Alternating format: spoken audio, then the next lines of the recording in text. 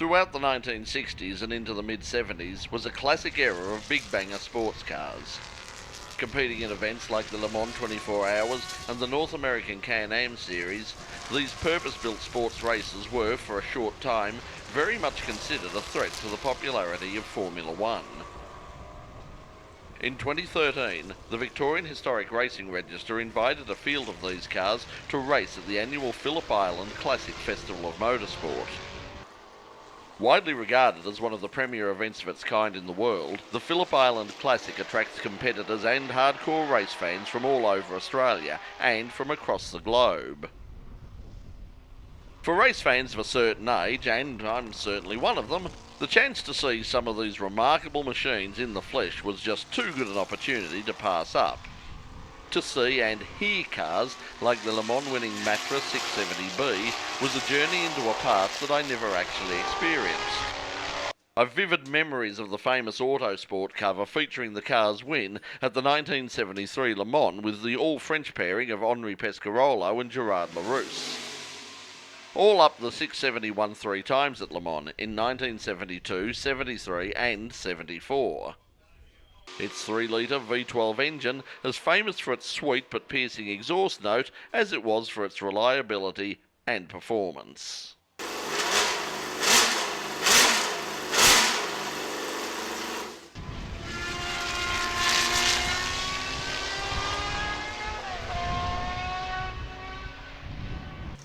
The Matra wasn't the only Le Mans winner at Phillip Island. The Porsche Museum was once again on hand to display 2 classic sports races of a different era, including this 936, the winner of the 1981 French Classic. Well, the car to my right here is the Jules 936 from 1981, and it's an interesting story about this car because originally it raced in 76 and 77 and it was retired into the museum, in the Porsche Museum, and then Peter Schultz, the then boss of Porsche, decided we need a car to race in 81, we must win Le Mans in 81, so all they have is this car at the museum, so they take this car out of the museum and put the new generation water-cooled flat 6 engine in and some bodywork modifications. And X and Bell have a good run with this car and win the event for Porsche, 14 lap in front. So it works good. Good for this old car, works good. And it was the last of the Group 6 regulation. So then in 82 was the new Group C car, which they build a new car, 956. So this old car works well with the new engine and great drivers, and another victory for Porsche. The interesting thing about this car and the Porsches in general at that time is that they were still space frame. They really were the last hangouts. Obviously worked because they were enormously successful. That's correct, yeah. This is the old technology frame, the space frame, the aluminium tube, all handmade of course. And then with the new regulation in Group C, they make the monocoque, the aluminium monocoque, all an aerodynamic, very aerodynamic car, so all new thinking. So this is the last of the older thinking, older technology, but it works well. Tell us a bit about the engine. The engine originally was developed for the Indy car on a methanol engine, and then the factory decide they need a new engine for the Moby Dick in 78, and they bring this engine with 4-valve, twin overhead cam, water-cooled heads and air-cooled cylinders, and they adapt it for petrol to run in Moby Dick. And then this engine is a progression for the 936. So they have this engine ready for 956. So, but the full car is not ready, so they take this engine and put it in the 936, and it works well. Now the car that's alongside of it here today is the last of the prototype Porsches until we see next year, of course. That's the LMP2 car, the Spider. Tell us about that. Well, this was the first generation. And it's starting up. Yeah, that's right. This is the first generation of the LMP2 car. So, yeah, it's a little bit noisy, but we take some photos of this and you can see where the technology from this car all carbon fibre, so it's a different thinking. The North American Can-Am series of the late 1960s and early 70s is regarded by many as the pinnacle of sports car racing. Sure, there were rules, but they were very flexible, and they allowed some of the fastest and still most powerful circuit racing cars ever built. Phillip Island was a rare chance to see these amazing cars outside of the USA. The man who bought them here was Scott Dernick. Well, the Can-Am was probably the most wildly American series because it was a no-limits series. The rules were you had to have 4 wheels, you had an engine that burned liquid fuel, and that was about it. You couldn't have movable aerodynamic devices. So the engines just got exponentially bigger. I mean, 9 liters is a pretty big engine. The tires are 19 inches wide on the rear. The cars have an incredible amount of power and torque. And, you know, the motto of the series they used to have in the day was that too much was barely enough. You mentioned the McLegal that we're standing in front of at the moment. Tell us about that. I mean, very famous driver in Dan Gurney, and he never sort of left well enough alone. And as you say, he's modified this. Specifically, what are the features of this car? Well, when they got the McLaren, it started out life as a regular McLaren M6, and they thought they could improve upon it. So the first thing you do with a race car is make it lighter. So they made lighter weight bodywork. They made a number of titanium components, that beautifully fabricated exhaust, the sand-bent titanium tubing, which in 1968 was pretty exotic. Making the car lighter worked very well for them, so emboldened by that, they changed the shape of the front bodywork, and that worked a little bit better too.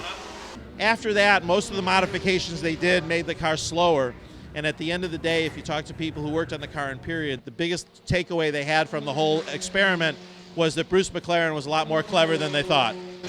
When you think of classic Italian sports cars, you think of Ferrari. But Ferrari isn't the only great Italian mark in international sports car racing, far from it. Alfa Romeo has a long and proud history of great sports cars at Le Mans. Joe Nastasi is an Alfa Romeo lover from the United States, and he brought 2 stunning examples to Phillip Island. My name is Joe Nastasi.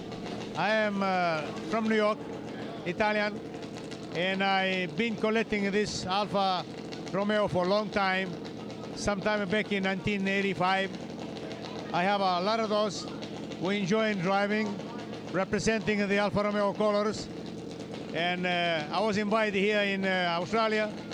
Very nice, very kind people.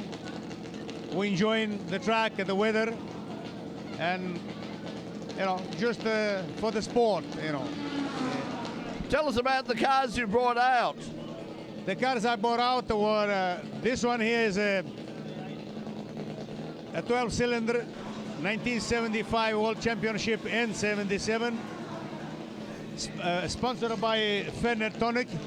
I purchased the car originally from Auto Delta in 1984, and I've always been restored driving, enjoying. Beautiful car, easy to drive, lots of power, just old. Sadly, Joe's weekend didn't turn out quite as he had hoped, as the T33 SC12 had engine problems and did too few laps for anyone's liking. In the late 1970s, the Sports Car Club of America came up with a bold plan to try and revive the golden days of the Can-Am series. The new era Can-Am cars were essentially rebodied Formula 5000s. The concept never really took off, despite featuring some of the biggest names in the sport and some pretty wild-looking cars, like the Lola T332 based Spider of New South Wales driver Andrew Kluver.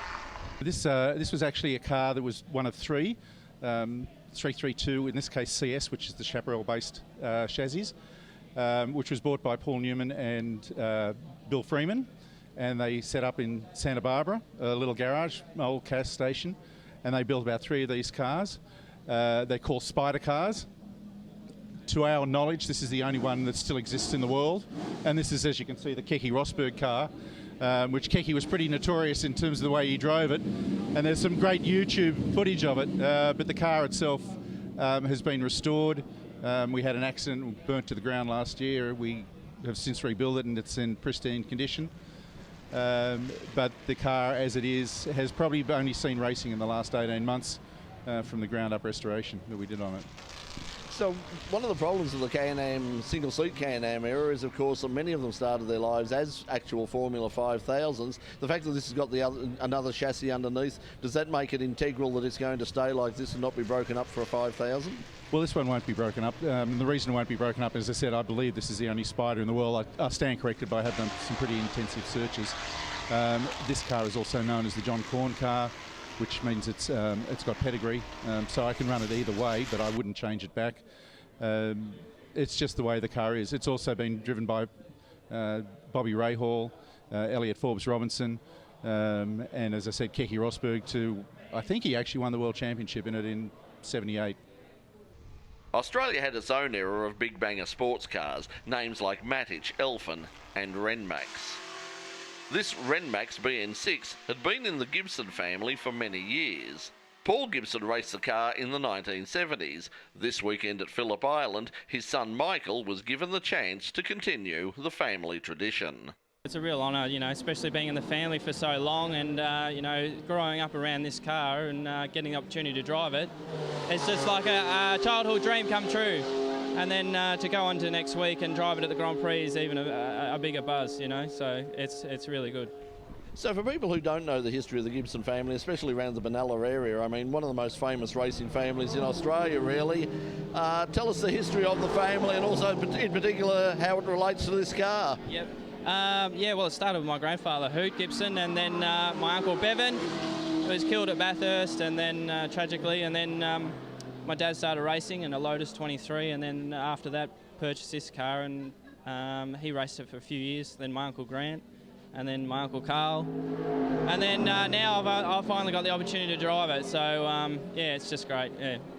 So the car was obviously around a lot longer before you were. I mean, tell us a bit about the history of it. What sort of car is it? When was it originally built? Yeah, it was built by Bob Britton. It's a Renmax sports car with a 3-litre Repco Ram in it.